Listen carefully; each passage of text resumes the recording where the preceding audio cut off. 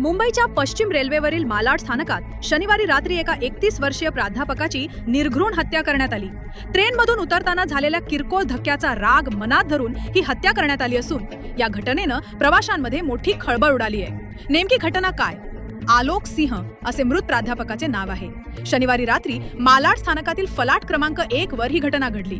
ट्रेनमधून उतरत असताना आलोक सिंह यांचा ओंकार शिंदे याला धक्का लागला। यावरून दोघांमध्ये जोरदार शाब्दिक चकमक झाली। संतापाच्या भरात ओंकारनं त्याच्याकडे असलेल्या धातूच्या चिमट्यानं आलोक सिंह यांच्या पोटात वार केले। वर्दळीच्या ठिकाणी झालेला हा हल्ला इतका भीषण होता की आलोक सिंह यांचा मृत्यू झाला। घटनेनंतर आरोपी ओंकार शिंदे गर्दीचा फायदा घेऊन पसार झाला होता। मात्र रेल्वे पोलिसांनी तातडीनं तपास चक्रे फिरवून स्थानकातील सीसीटीव्ही फुटेज तपासले। फुटेजमध्ये आरोपी पळताना स्पष्टपणे दिसला। या आधारे पोलिसांनी शोध घेऊन आरोपी ओंकार शिंदेला वसई स्थानकातून बेड्या ठोकल्या। आरोपी ओंकार शिंदे हा मालाडमधील कुरार विलेजचा रहिवासी असून तो दक्षिण मुंबईतील खेतवाडी भागात एका मेटल कारखान्यात कामाला आहे। सध्या त्याला बोरीवली पोलीस ठाण्यात आणण्यात आले असून एका किरकोळ धक्क्यामुळे त्यानं इतके टोकाचे पाऊल का उचलले याचा अधिक तपास पोलीस करत आहेत।